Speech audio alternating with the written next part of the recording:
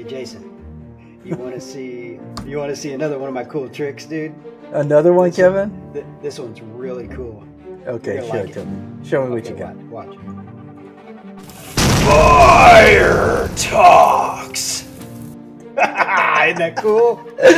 That's pretty awesome, man. When do we get the fire tricks, dude? Man, that's just AI infused with electrolytes, man. It's just yeah, dude. I paid extra for that with our effects package. Sounds like it's something you got implanted into your hand that makes you go. Out, dude. Yeah! Check it out, dude. Firetalks. All right. Let me try it one time. Ready? All right. Yeah.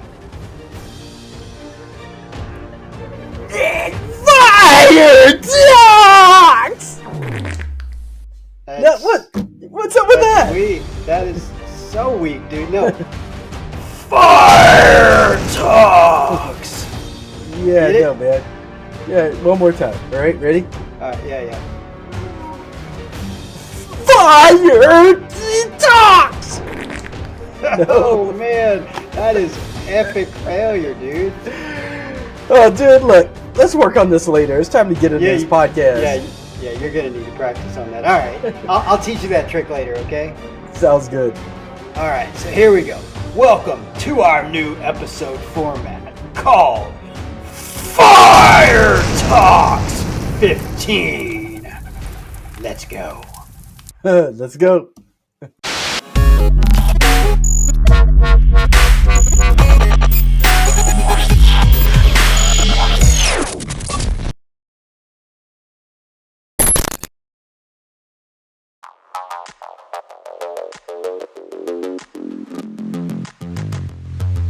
Episode 6, The Insane Impact of AI.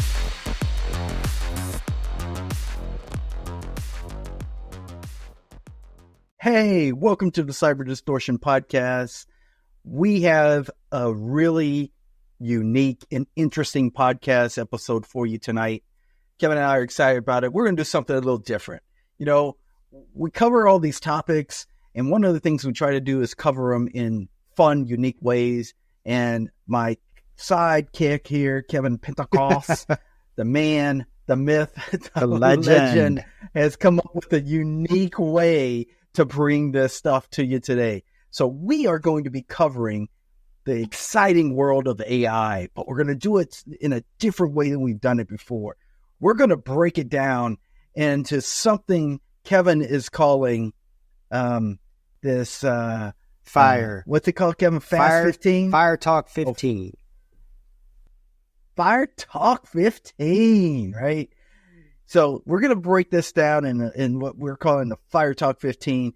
And what this really is we're going to have 15 different topics on the subject that we're going to talk about in 5 minutes. And when Kevin talks too long, he is cutting himself off because he's always talking too much. And we're going to cover this every one of these topics in 5 minutes and give you as much good information about each one of these topics as possible. So we're excited about doing this. I think it's going to be fun. What do you think, Kevin? So first off, for everybody that's listened to us, they know you're full of it. You're the one who talks. You're the one who we have to literally cut off at the knees when you're talking because you like to ramble your mouth a lot. So it won't be me that's getting cut off. It's going to be you. And the reason I know that is because I'm going to be controlling the timer anyway. So I give you a heads up if we're getting close. If we're coming up on that last 30 seconds or so, I'll let you know. And the way we're going to do it, I'm going to manage a timer over here, and we're going to basically just go through each of the topics. The main topic is AI, and we're going to talk about everything around various areas within the AI realm, and we've got some pretty good ones there. So I'm excited to get into that. And the very first topic, we're going to start simple, Jason. This is AI cybersecurity, just 101. So the very first one is, what is AI? Okay, hold on. Let me tell you something before we jump right into this one. The only thing that flies between these teeth is knowledge. and I'm about to spit some knowledge Oh on my you, Kevin. All right. Well, we'll see about that. Okay. So I'm going to start the timer. You get to set up the first topic. That's roughly a minute.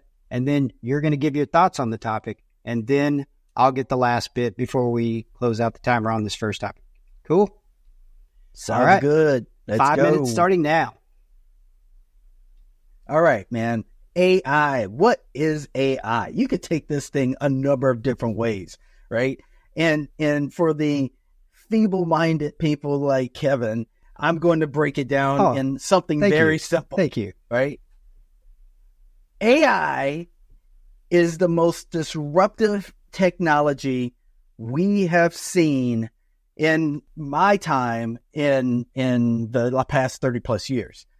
And the reason why I'm saying the most disruptive is not that it's not more than prior technologies, but because it is doing what it is doing at the rate that it is doing it, I'm qualifying it as most disruptive, right? It is progressing at such a rapid rate with such phenomenal results that it's very hard to keep up with, right? For us who are trying to really keep our thumb on the forefront of where it's going and what we can do with it and how we can achieve stuff with it, it really is. But that's one definition. The other definition I'm going to give you is more specific, that artificial intelligence, AI, and more specifically generative artificial intelligence that we're all using right now, is really about the ability for you to interact. And again, I'm breaking this down into simple terms, but the ability for you to interact with a back-end system, a computer system, or a knowledge base like that at the root of it has some type of a language model, small language model or large language model that has been trained with a bunch of data that you can interact with, and it will generate appropriate answers to the prompts or questions or, the conversation you are trying to have with it, to the point where it can almost understand, it appears to seem like it's understanding your conversation, where in reality, it's just using math and predictive analytics to determine the next logical word that would happen in a sequence based on the information that it has been trained on. And the core really is that we've trained these systems with so much data on how humans work and interact and human-based knowledge that now they know how to interact with us as if a human would require it. And so that's the astonishing part that we're seeing, is the results of these systems being able to interact with you equivalent to how a human would interact with you. And we're like, oh my gosh, this thing is going to take over the world. It's smarter than everybody. That's humans. In a very humans sense. Talking to computers in their language, and vice versa, which we're starting to see and hear more and more about. So AI, to me, it's incredible, and it's also incredibly terrifying. And I think about that in the sense of where things are going, not today, but where they're going in the next 5 years or maybe slightly beyond. And through all the cycles of hype, with the release of ChatGPT, I honestly think that was a massive turning point. When ChatGPT was released, November 2022, wasn't it? That's when we took a leap into the next the next world of AI that we're going to have to unravel and figure out how to secure and figure out how to deal with what's coming next. But that kind of revitalized AI in the sense of, well, now we can use natural language processing, and we can come up with images based on text. We can translate text into audio. We can translate text into video. We can translate one language into another language. Those are the things that we're starting to see. Translate pictures into text, right? You can do a number of different things. So, Kevin, what makes you scared about it? Are you any more scared now than you were prior to AI making its debut? Yes, because it's now mainstream and it's in the forefront of my frontal lobe constantly because it's in the news everywhere. 30 seconds, by the way, 30 seconds. In my opinion, all right, I'm terrified because of what I hear the capabilities of artificial general intelligence are going to be. And we will get into that here in a bit. But yeah, knowing that a computer could literally start making its own decisions and decide its own outcomes scares the hell out of me. Yeah. Well, get scared, man. Yeah, for sure.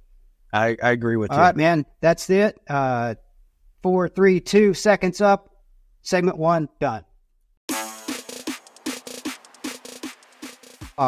Topic number 2. And for the second topic, we're going to be talking about the history of AI. And the history of AI goes back about 7 decades now.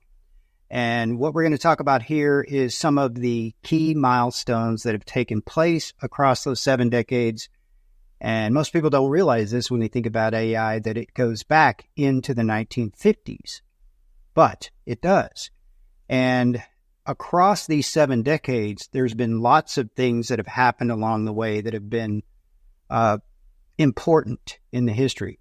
But also important in the history of AI are the 2 major events that happened in the middle where nothing happened. And we refer to those as the AI winters.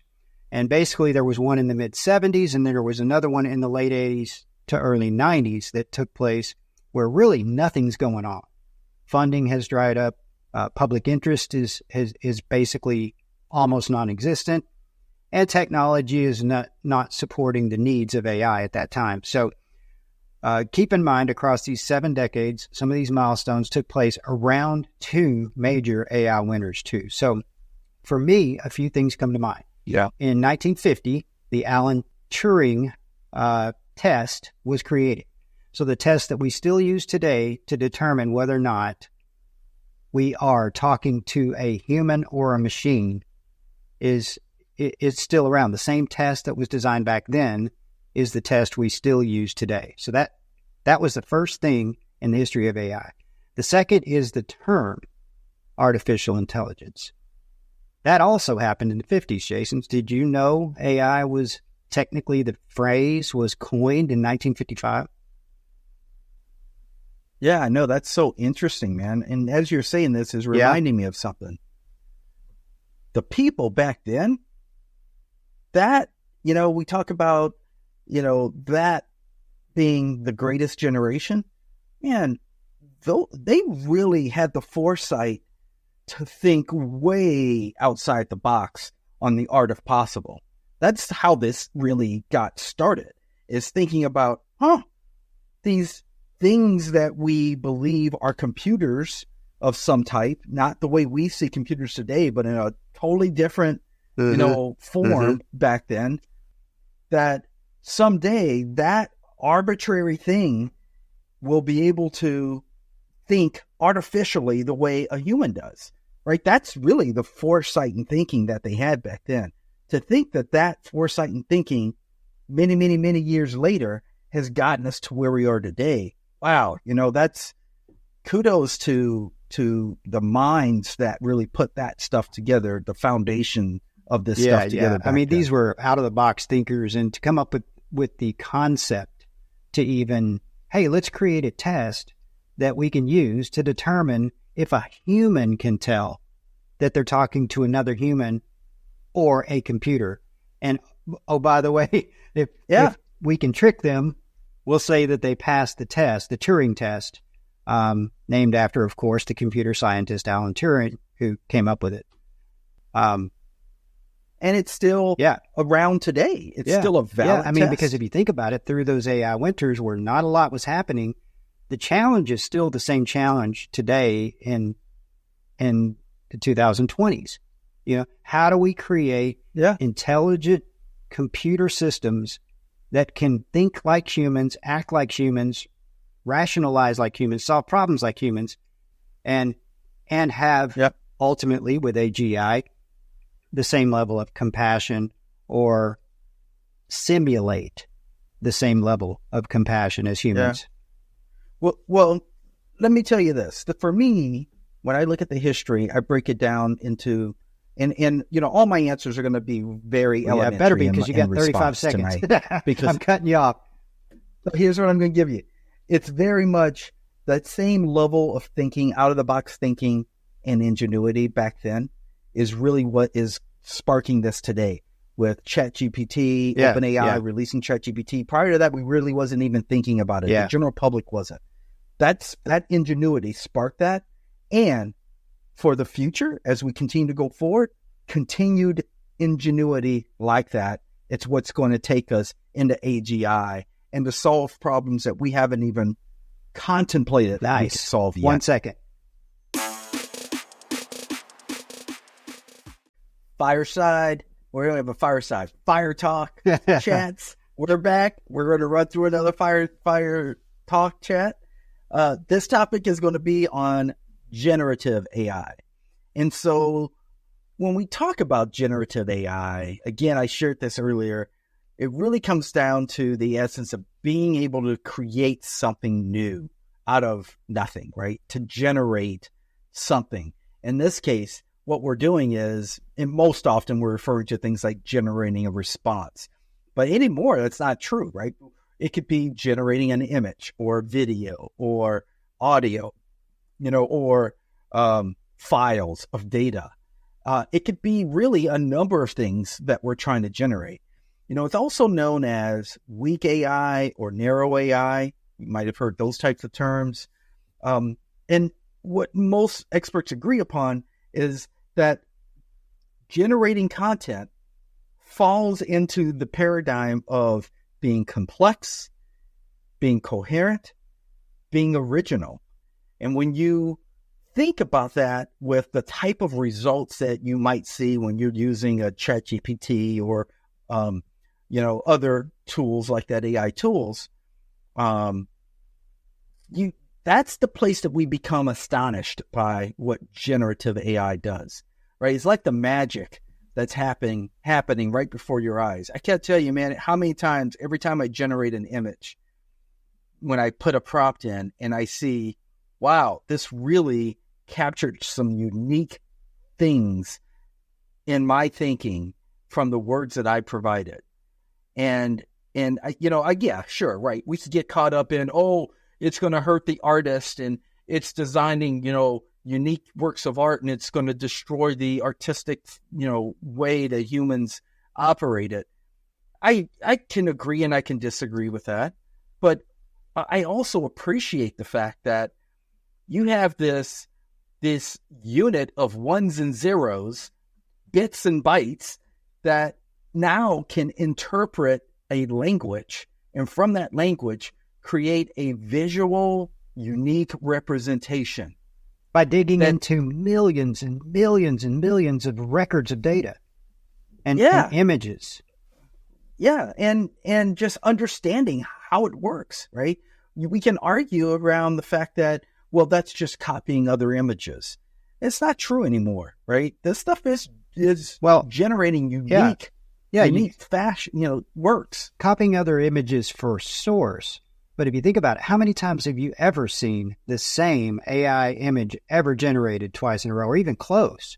In fact, when you're creating your prompt to go into Midjourney or DALL-E or one of these solutions where you're creating an image based on text, I can't even get those tools to repeat the image that I actually like from the last prompt that I used and just generate 4 new images based on the one that I actually liked, because I say, hey, why don't you add some wires to that or add some light bulbs to that?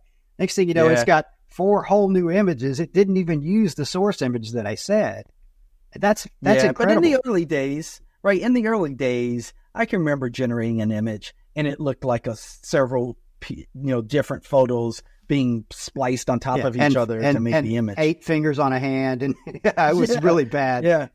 Yeah, but that's not true anymore. And even to take it on the flip side of that equation, when we start thinking about getting closer to AGI, right, artificial general intelligence, there is that section in the middle where if you give AI an image now, it can interpret that image. Right? It can come back and say, oh, well, this is an image of a guy who's sitting on a beach, drinking a cocktail, petting his dog, right? It can interpret that image.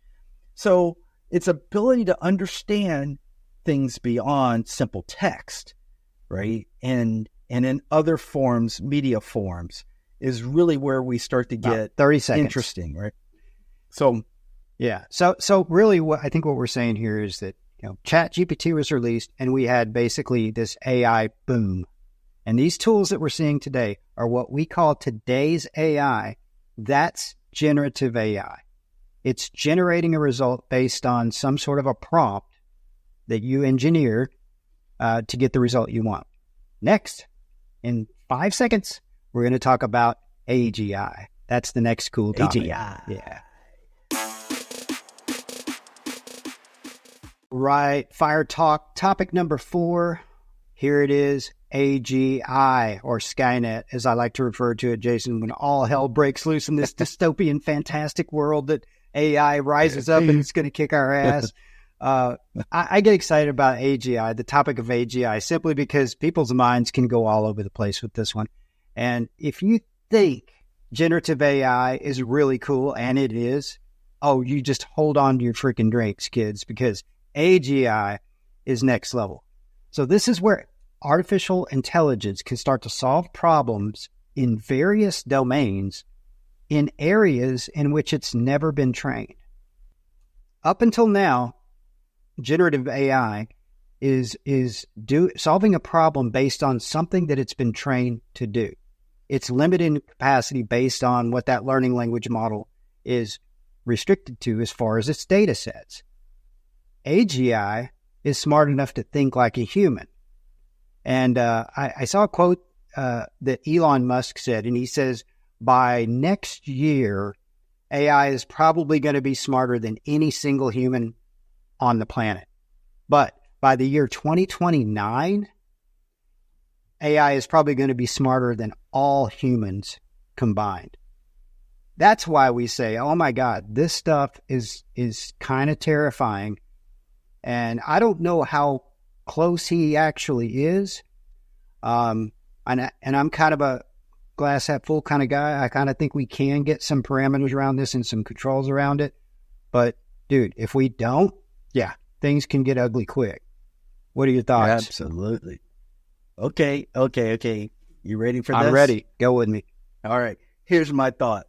My thought is, I have this conversation with my wife often. We're talking about, and when I give talks, I like to distill, the complexity of this down to simple terms. Mm-hmm. I like to say this: there's only 2 things I really care about with artificial intelligence. Well, in fact, generative artificial intelligence. Jason, let's not get into your nude photos.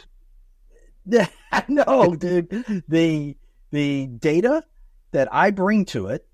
Okay. And its ability to do perceived deductive reasoning.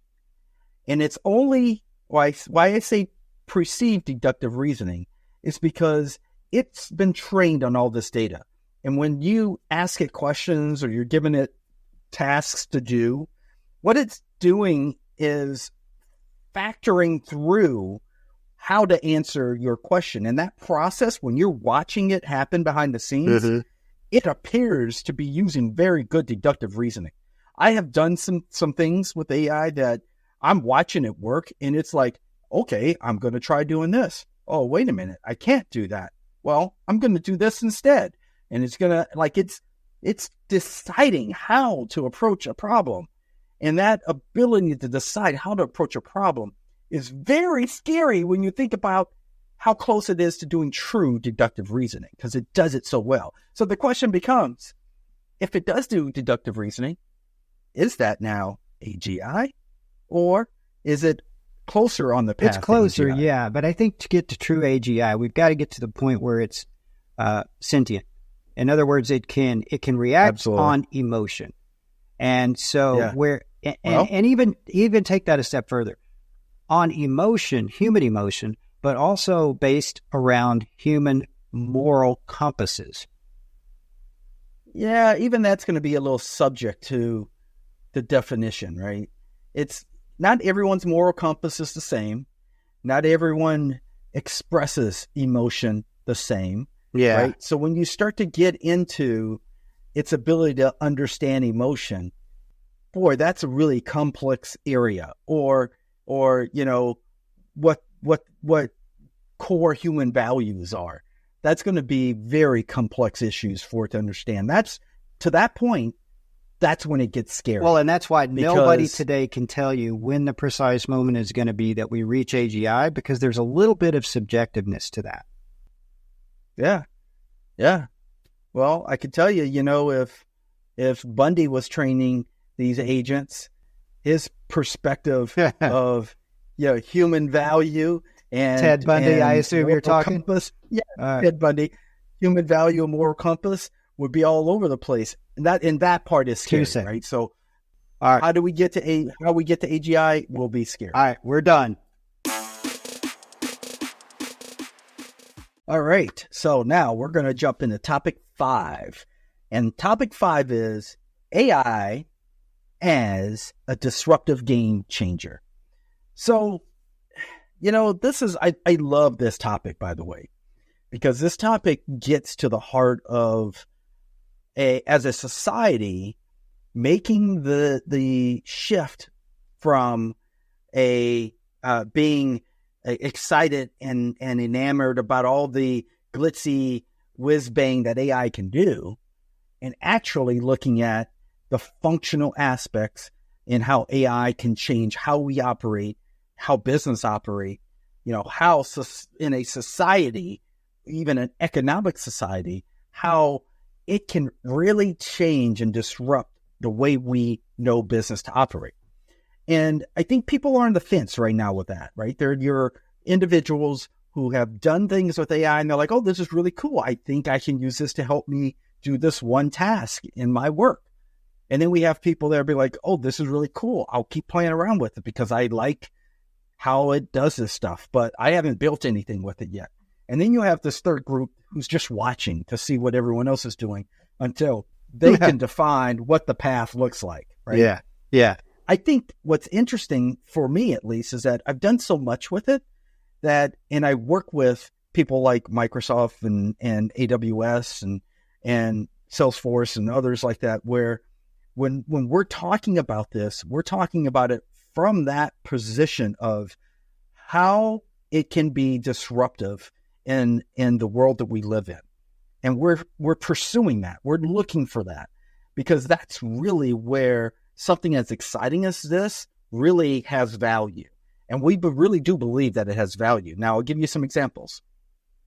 I've written models where it's now doing, where it's generating PowerPoint presentations for me, where it's dissecting data, where it's creating, unique conversations or unique communications for me to serve out to, individuals of my public or my customers or whatever it is. But I really have done a lot of really cool things where it can take data and from data derive very actionable outputs that we take action on.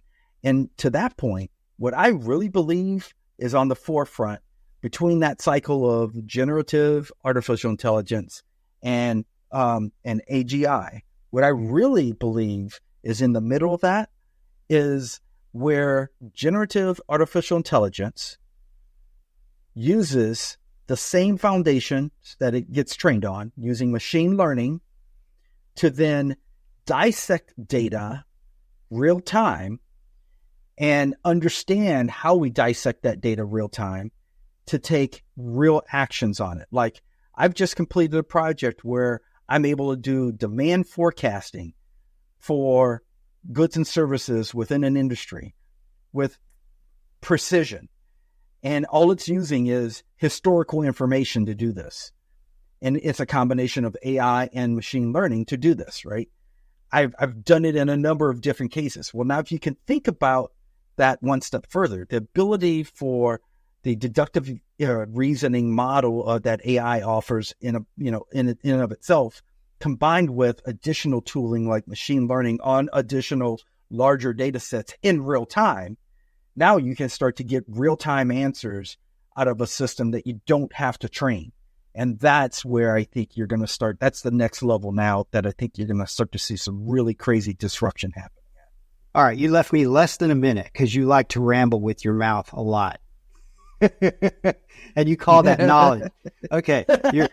When the internet came out it was disruptive, right? We think about some of the things that happened when the internet came out, the dot-com boom, all these retails, online retail, Amazon, rideshare apps now, smartphones, you have access to the internet in your fingertips. AI is going to be chapter 2 of that same book, in my opinion. You're going to start to see reasons for AI to get embedded in all these various different areas of your life. And you talk about disruption. The internet was the biggest disruptor either you or me have seen in our lives until now. I think AI is going to be the next chapter in that book, and it's going to be an even more massive disruptive chapter that we're going to get to watch play out before our eyes. It's going to be awesome. Can't wait. You're back, and we're on topic 6 in the AI breakdown in the FireTalks, and that is misinformation and deepfakes. Jason, with the good new badass technology comes bad things. Good things and bad things. We can't have nice things without bad things, unfortunately. And while AI can do a lot of great things for humanity, we talked about this last season. I think it was episode 4 and episode 5, a 2-parter on AI. And we were specifically talking about how ChatGPT is some scary shit, but we got into other areas of AI and how AI was doing things for the good. That's how we ended the 5th episode last season, is what are some of the good things it's doing? Well, early cancer screening, early cancer detection, saving the bees, all those things that we listed off in that episode. If you haven't heard that, go back and listen to that great episode. We had our good friend Justin Hutchin on there with us, and he was breaking down a lot of good information for us. But the bad side of it, we get into these misinformation campaigns and deepfakes. Misinformation. We look at that. Just the other day, Jason, you mentioned a photo you saw, and it was a fake image of Donald Trump with a group of black ladies, and supposedly it was being used as a campaign to show how Donald Trump's behind everybody and trying to get that black people following him and believing everything he's saying and look like he's a man of all the people, right?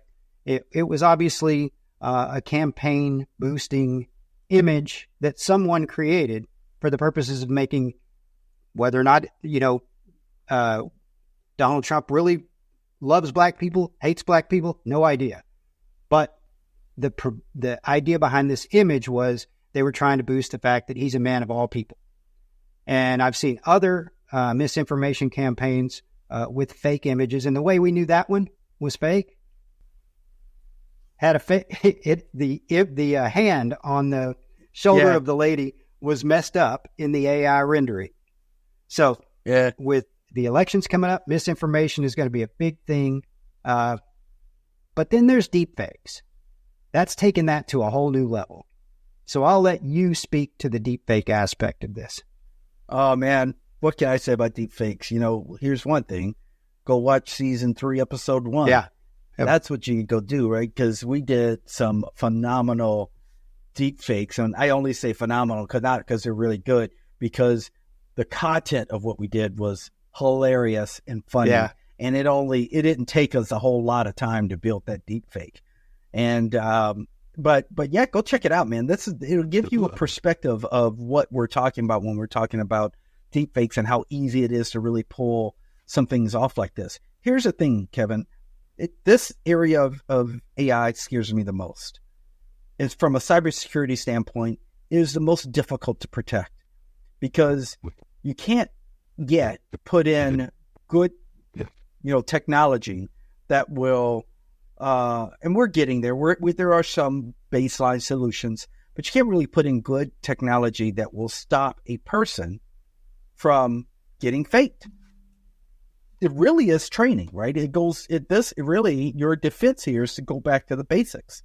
Train people, and one of the key things you can do is train them to always verify one of these things. So if you're getting a phone call from the boss man saying, hey, I really appreciate you a lot and you're doing a great job for me. Right now, I'm in a deal and I need you to go wire me $10 million so I can complete this deal.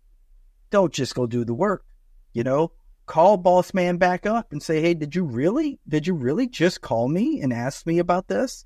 Right? There's always steps you can take before you are fully faked and get caught off. And I think that's the most important piece.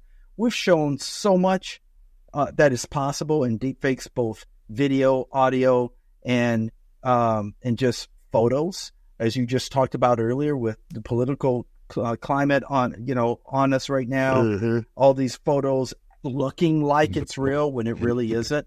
There's always something you can find in the photo to determine if it's a fake or not. And you should really train people to look for those things. Yeah. Lots of people trying to create imagery or audio of someone that said something that they probably didn't say. And that's that one. So, FireTalk, topic number 7, a real life deepfake. So to go along with the prior talk, we're going to give you a real life example. And this is where it gets really scary, right? You get all this stuff and you see it in person. You're like, okay, yeah, I get it. Oh, that's a really good one. But when it really has the potential to impact your business, that becomes very scary, especially from a cybersecurity standpoint. So you might have heard of this. Maybe you haven't. The stuff we've talked about before, that's, you see this Hollywood imagery of how well, even, image modifications are being done in movies and skits like that, right? It's kind of the same thing, a little bit of it. But this particular example was one that happened in January of this year. And so this company got scammed, Kevin, out of $25.6 million. Yep. Right? Like it was monopoly money. And how they did it was an individual in the company. This is fascinating, by the way. This is absolutely fascinating that this happened. Yeah. They got social engineered. Okay. Yeah. So now this is a new take on social engineering, but they got social engineered by the CFO of this organization. So this person was in finance and they got social engineered as if the CFO was, asking for them to do something. Yep. And in this process, the hackers used not only a visual cue as the CFO, they also did audio deepfakes as the CFO. Interesting. And so if you think about it, right? How would they pull that off? Well, the tricky part, right?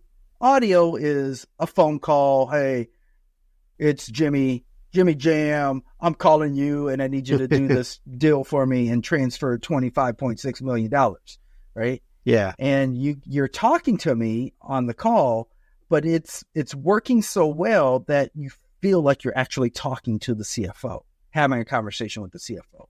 Now that is advanced deepfakes.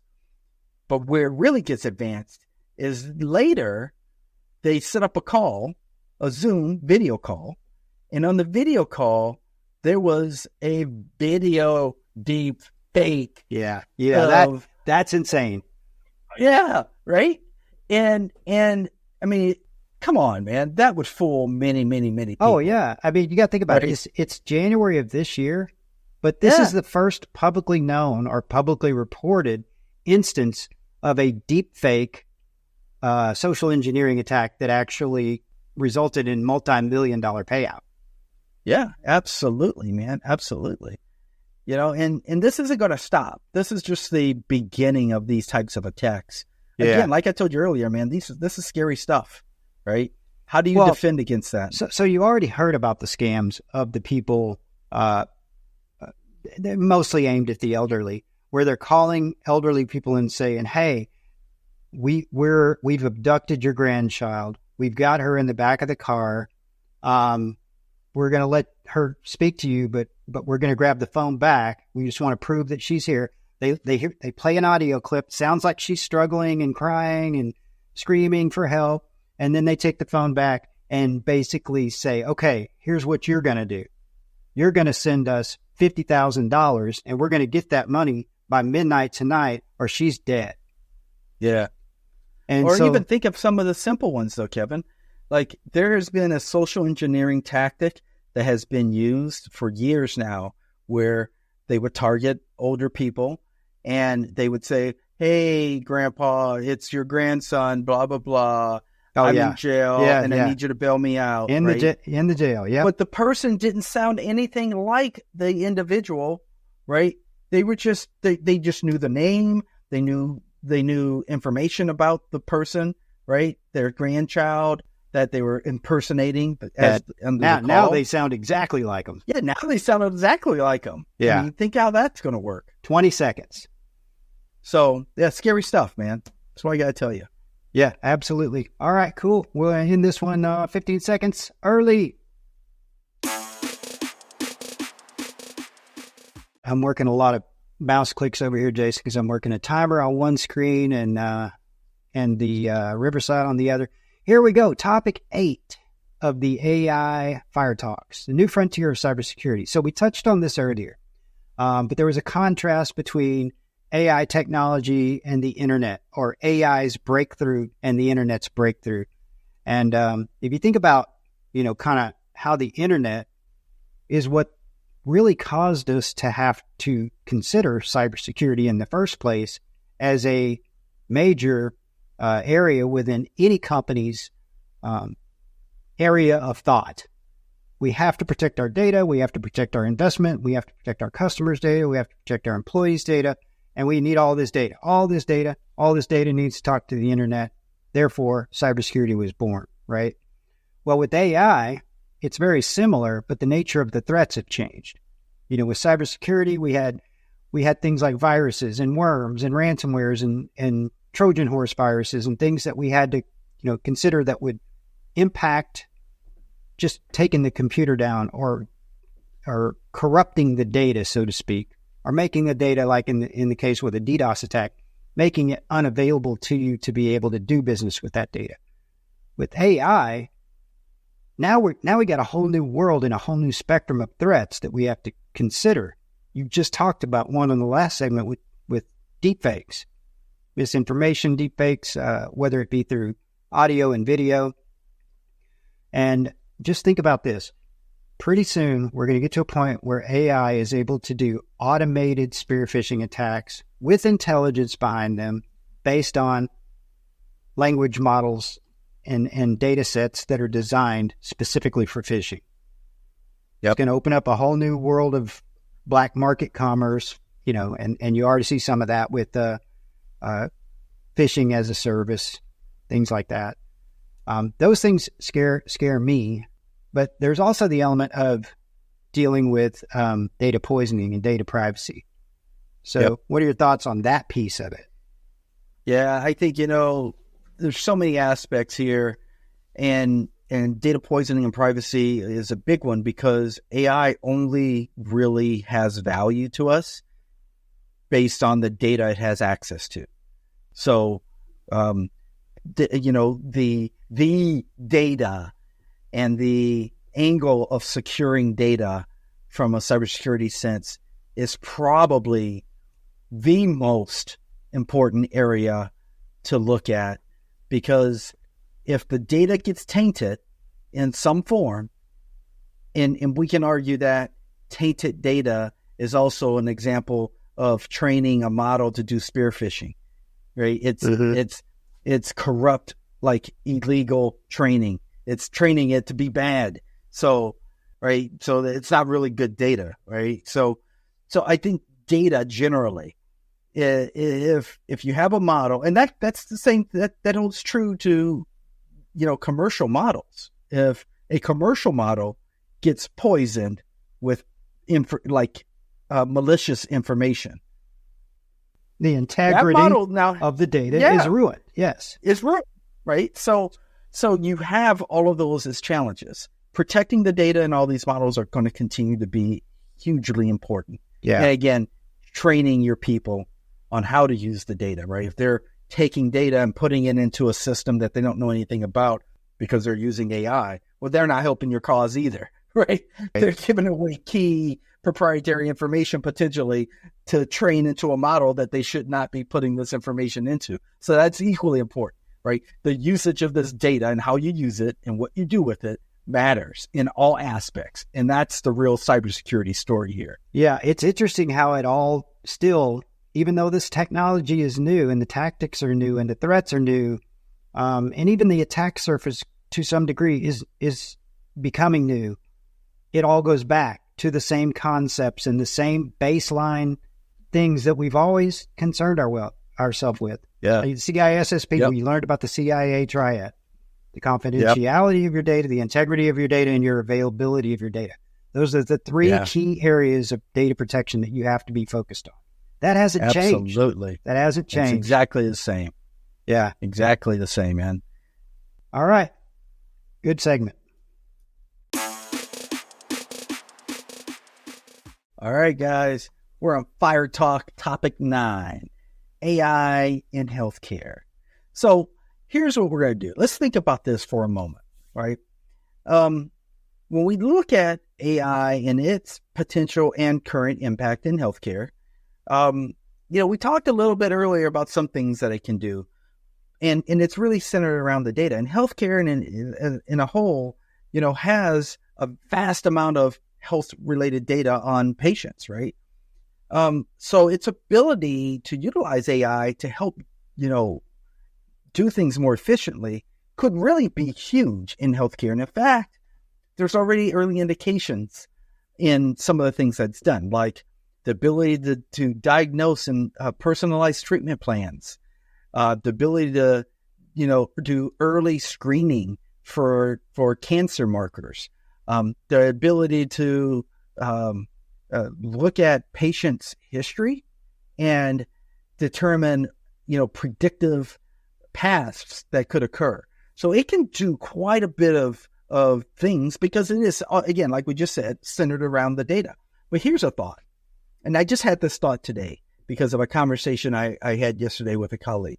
We were talking about this and they said, I bet one day, we're going to get to a point where people are going to have a chip in them that's going to transmit all of their health information for their physical body and have a data profile for that individual that AI will interpret. I'm like, let's stay away from the chip stuff. I know some people are already doing that, right, Kevin? Mm-hmm. We'll actually be talking to one here in about a week. Yeah, exactly. But let's stay away from that for a moment. That could still be possible with things like wearables, right?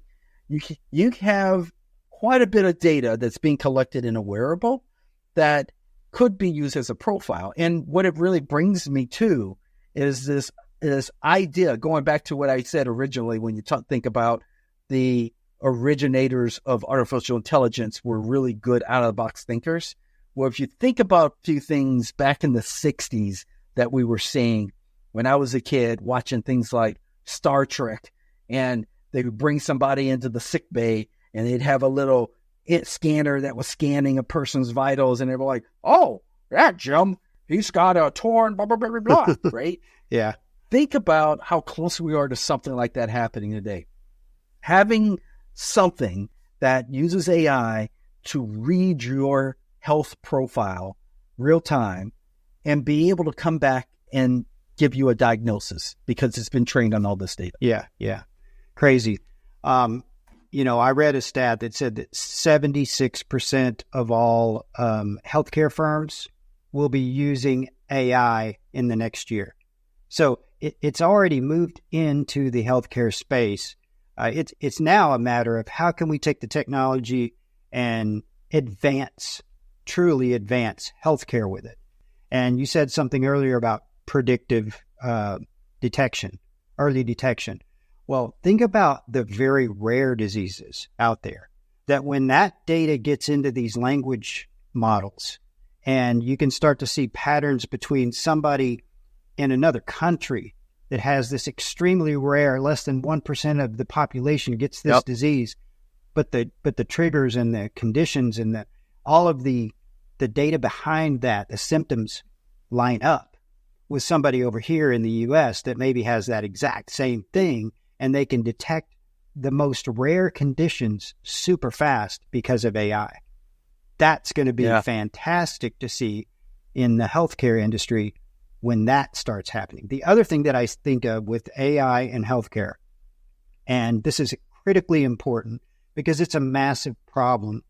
And we saw this during COVID, during the pandemic. They're trying to rush to get a vaccine approved through who is it? The FDA has to approve. I don't know who all approves it, but they had to go through and cut through a lot of the red tape to get it approved because the process is kind of broken. It takes way too long, way too much testing to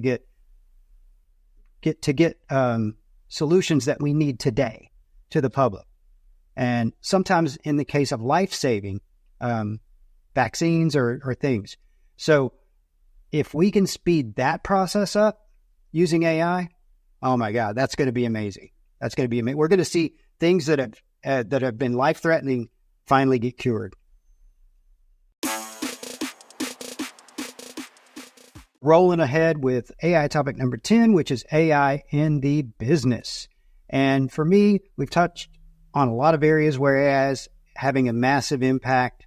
But in the business, it's already continuing to improve customer experiences. It's improving business operations. It's improving fraud management and cybersecurity. I'm going to give an example of that. And you see digital personal assistants in all kinds of applications today with Copilot and all the things that we see that are becoming more mainstream. But I'm going to go back to cybersecurity. I'm a cyber guy. So I'm going to give an example of how cyber solutions are already using AI. If you have a next generation EDR, you can now use AI to set up logic and flows, workflows that say, hey, if certain conditions are met in my environment, if I get an alert that meets this criteria or it's at this impact level, let's say it's at a high or a critical level alert.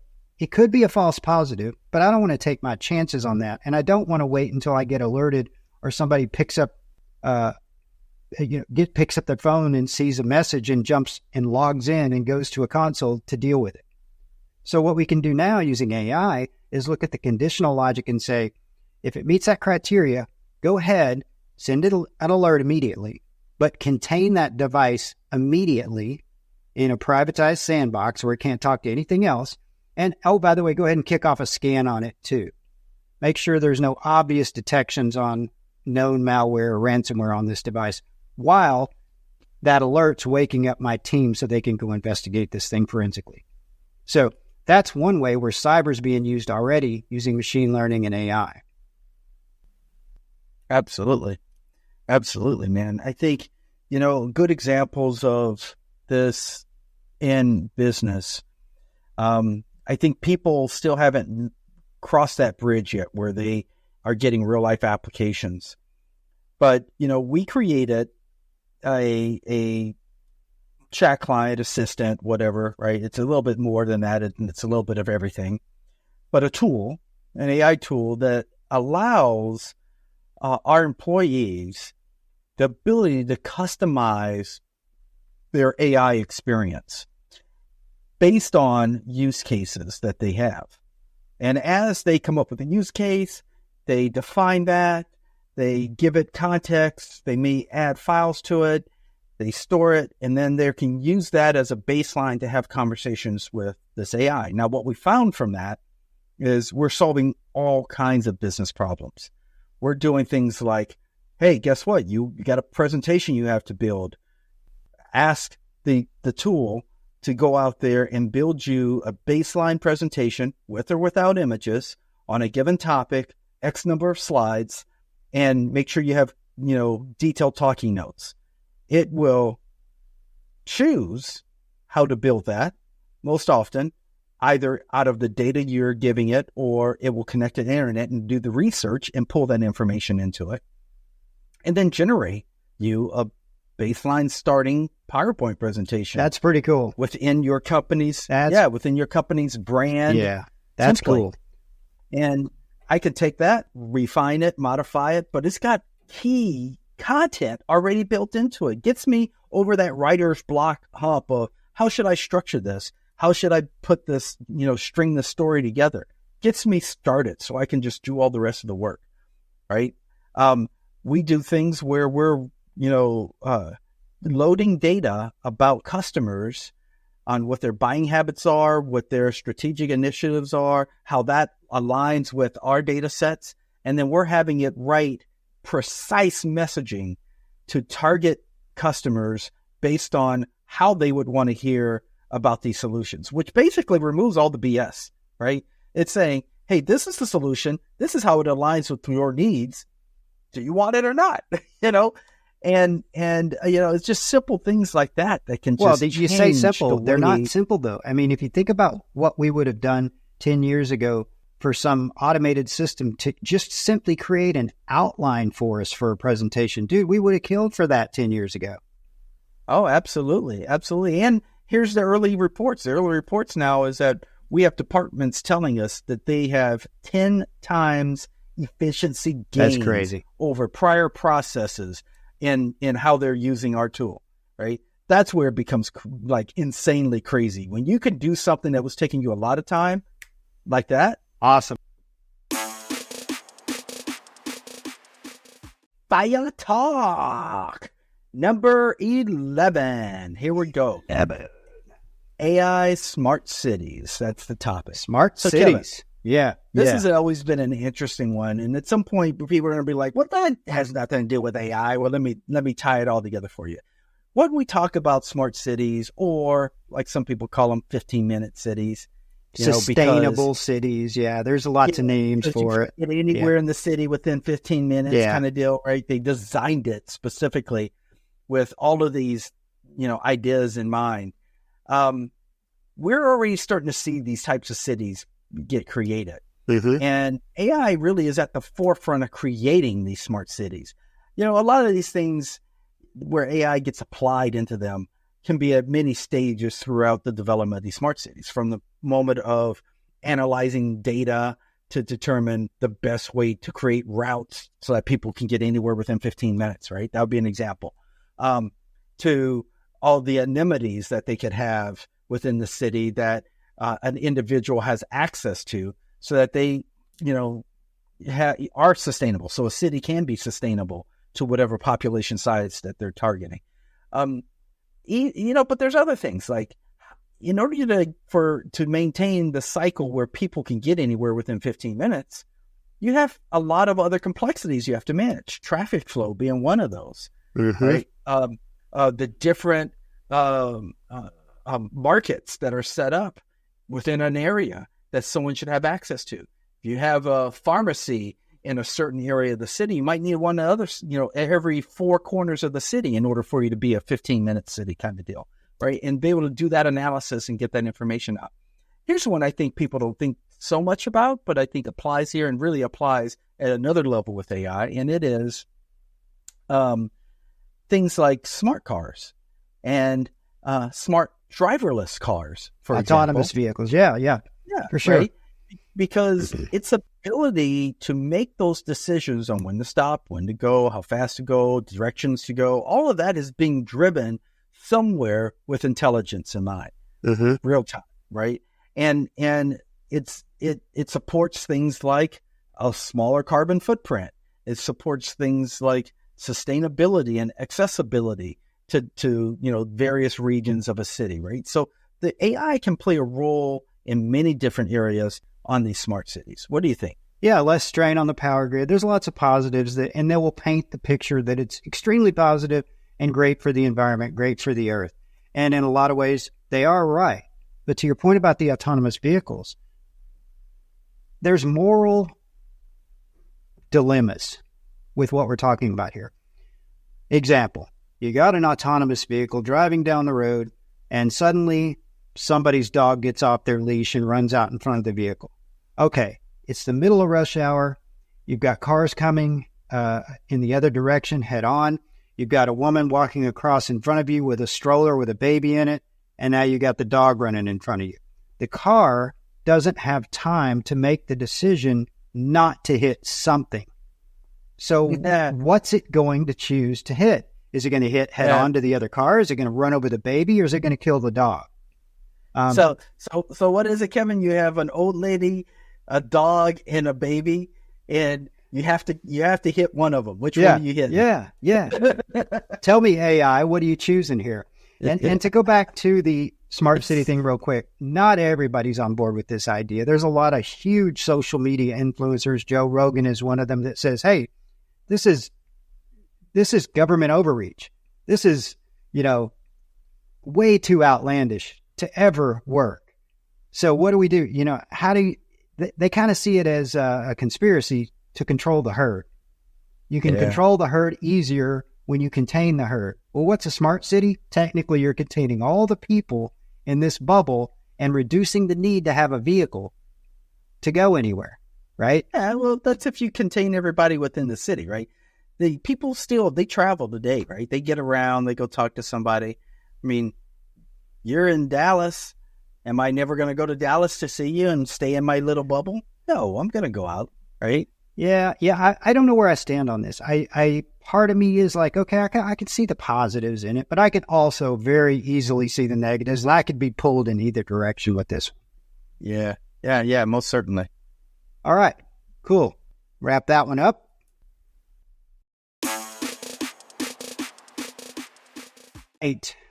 FireTalk topic number 12, weaponizing AI. This is the scary. We got to kind of delve back over into the dark side again, Jason, with AI on this one.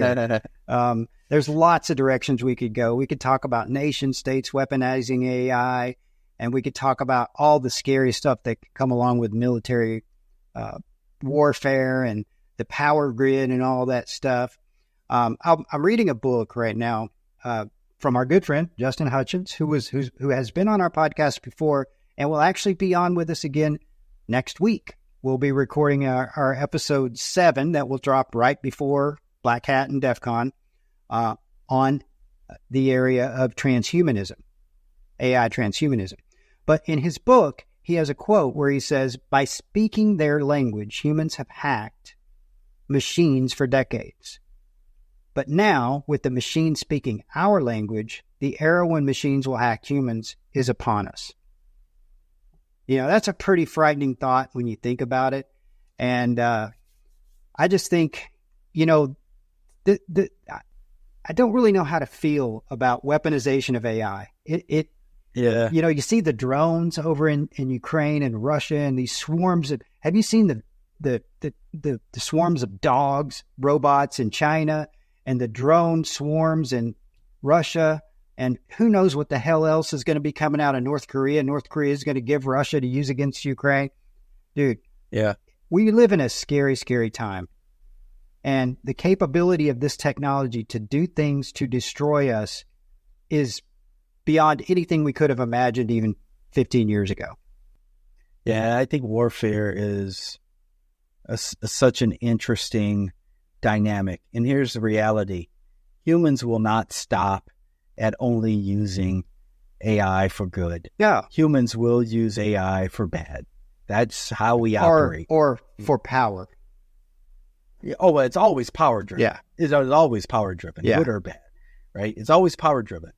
And as a result, we will have many casualties, in some form or another that we will suffer as a result of AI. That's just how it goes. So when we look at this, does that mean the technology, we shouldn't adopt it? We shouldn't move forward with it? With everything that happens in life, we're going to have good and bad. We're going to have stuff that will advance us and stuff that will deteriorate us and break us down. That is why it is so important for us as humans to really be thinking about how we want to operate in the new world with such advanced technology. I like how you say in the new world. That's very important to say because we're not going back. Oh, absolutely not. No, things will change and you can either accept that change or become a casualty of it. Yeah. But things are going to change. Yeah, for sure. Genie's out of the bottle, as we like to say, right? Yeah, genie's out of the bottle and it's doing all kinds of magic right now. Yeah. So I think you're going to see that all over the place. You talked about drones and drones being used in warfare. I've read so many articles and talked to individuals where drones are currently being used in very advanced ways where the intelligence is key to how a drone determines where it's going to strike and how it's going to strike. An error in that will be catastrophic. Yeah. Catastrophic. Yeah. Right. So there's so many things. And what we didn't even we talked a little bit about this was just the new age of hackers weaponizing AI to do a better job at hacking. Right. And we talked about things like deepfakes, but what about the quantity of hacks that a hacker can roll out, right? If AI helps us be more efficient at the work that we do, it can help hackers be more efficient at hacking. Yeah. Right. So now, we're receiving 10 times more attacks than what we have been receiving in the past that we have to defend against. So what you're saying is cybersecurity is not going to get easier on us. It's going to get harder. Oh yeah, man. I mean, that's the story of life right now. I mean, I think everybody needs to think like a cybersecurity professional. They should start teaching the CIA triad in elementary school. Yeah, they should. They really should. And how to use a password manager, right? Yeah, right. Exactly. All right, man. Good segment. FireTalk 13, the role of employee education. Kevin, I alluded to this earlier. The basics are the same even with AI, and I will say if there's one area where the basics are just extremely important, even more important than they had in the past world, it would be employee education. And why I say this is because of the advancements of deepfakes have changed our perspective on what we can trust and not trust. Which we should have been there already. But when you're starting to see visual and verbal and audio communications that are tricking you into believing that it's true when it sounds exactly and looks exactly like the person, I mean, it becomes very difficult to defend against that. So I do think, man, like continued education on employees, looking at anomalies in photos to be able to determine what a deepfake looks like. Even going beyond that and teaching and creating a practice in which whenever any type of a question that reaches a level X, right? A financial question of some type, a data question that reveals key information, whatever, you categorize the levels of risk and in information that we could be giving someone or interacting with someone on. But anytime that reaches a certain level of high risk, it's an automatic verify. Yeah. Right? Teaching employees to do something like that, right? Because at the end of the day, if there's not a secondary method for people to say, this looks extremely real, but that little tingling in my head is kicking off and I'm not quite sure if I can trust it, right? There's not a secondary way for them to be like, let me verify this and know that there's a process for it, then we're having more people get caught than we really want to. And that's where I think things really need to be at. Yeah, you're really just talking cybersecurity 101, and it all comes down to compensating controls. And just about anything with cybersecurity, you don't depend on one layer of security to cover the need. You usually like to overlap those security layers and have more than one control to protect you on a given threat, right? And to your point, you don't have to look any further than the earlier deepfake example that we used with the $25.6 million scam. Had they had the compensating control to say, I know I see you on the Zoom. I know this sounds ridiculous and stupid, but we do have a process in place and I need to follow that procedure because it's what we do when I have to wire money in excess of X amount. So pardon me while I follow the procedure, and you can appreciate that since you're the CFO watching me do it.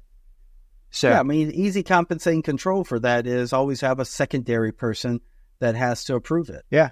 That you can't approve $25.6 million by yourself without having someone else also approve it. Yeah. Yeah. I mean, and that seems elementary cybersecurity 101, but obviously there are companies, and this was not a small company, by the way, that don't have those secondary controls in place. at least not for today's threat landscape. Because this Right. deepfake scenario, you would think, oh, well, this is all for an acquisition. This is on the down low. I can't say anything about this. This isn't even public knowledge yet. If this leaks out, this can impact shareholders, stock prices, things like that.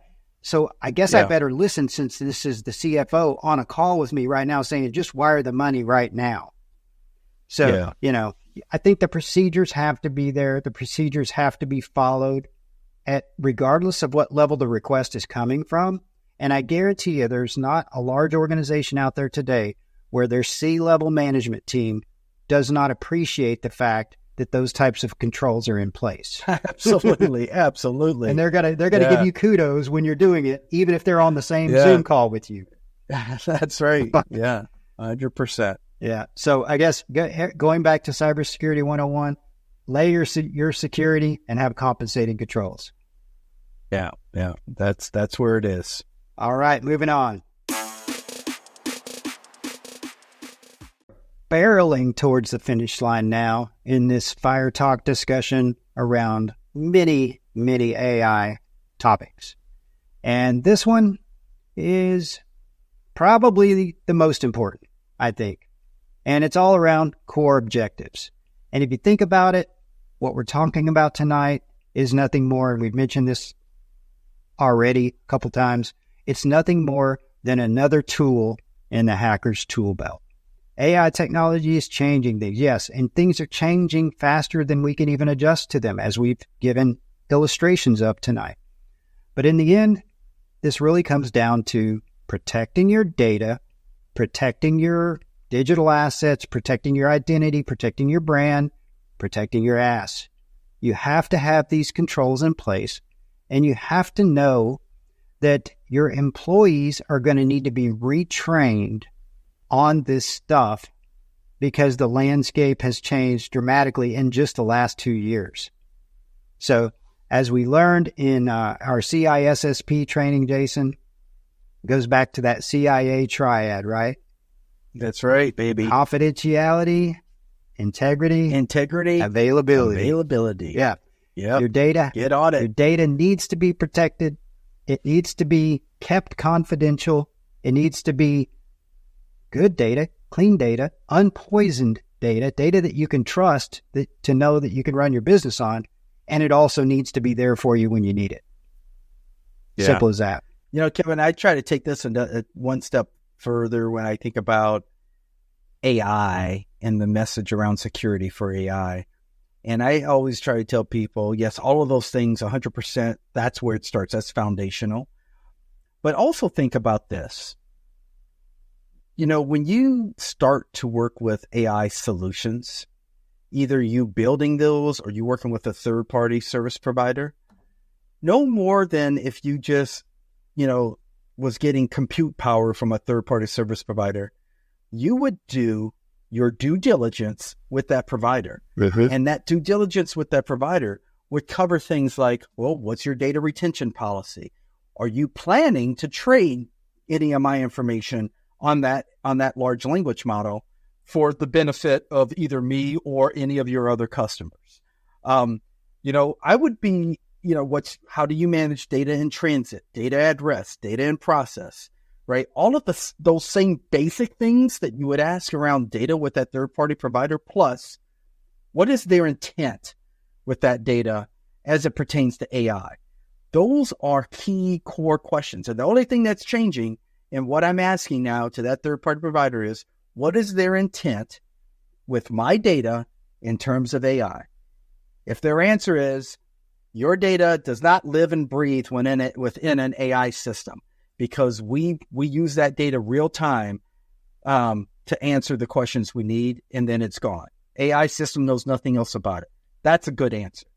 If they're saying, well, we compile your data and we put it into the system, we use a little bit to train the model or to fine-tune the model so it does a better job of answering the questions for you, then my flags will go up a little bit, because we're reaching a day and age where with AI, the fine-tuning and the training isn't as important anymore as it is to be able to dynamically be able to pass that data to it to answer questions.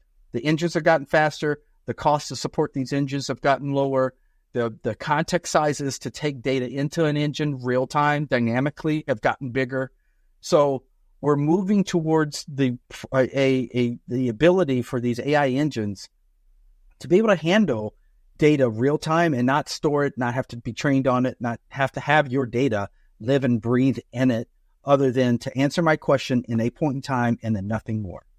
So your security models should match that when you're asking those third-party providers. Yeah, absolutely. And another thing to that point, and that's a great point, if you're dealing with cross-border data transmission, GDPR, whatever, God forbid, please ask them how they're going to destroy your data and how are they going to forget you existed in their database when you ask them to forget you exist. Oh, yeah. You better be reading up on the AI guidance that the EU put out. Oh, yeah. That they've now, or that they're now enforcing. China, everybody else is now doing it too. Yeah. Know those regulations, folks. Know them. Absolutely. Absolutely. All right. Good segment. All right, Kevin. We're on the final one. FireTalk 15, my friend. Yeah, baby. And this is really going back to preparing for the future. That's what we're going to be talking about. Now, we covered it a lot in this segment. We talked about a lot of aspects of security, of the AI, where it is, where it's going, what you should be thinking about. We're going to kind of distill this down into the most important security aspects that, and just growth, AI type aspects that we have, right? That we think of, you and I can think of. And so I'm going to have Canada, you kick it off with the first one, Kevin. Okay. What's yours? Yeah, my first takeaway would just be know the technology, know what's out there. We talked about deepfakes. We talked about misinformation campaigns. We talked about the automation of things like phishing email farms. And AI is now able to generate hacker code for non-hackers so that they can be malicious if they want to be malicious. You don't even need to know how to code these days to pull off malicious types of exercises. So know the technology threats, the technology itself, what's the technology capable of, but more importantly, know your cybersecurity countermeasures for that technology. And if you don't have them in place, get them in place. Yeah, absolutely. Okay. Mine is prepare now. Be an AI prepper. Prepare for where you want to go with AI because it is not going to stop just so you can catch up. One of my biggest fears is that it's moving so fast and you have a group of people who are on the forefront of where this is going and how to use it, how to make it operational. And you have people who quite aren't doing anything with it yet. And that gap is large. Mm-hmm, very large. We've got to start bringing up people into this arena. So, and you can do that by preparing. If there's only one thing you do to prepare, that would be update your acceptable use policy. Use policy. Thank you, Kevin. Your acceptable use policy.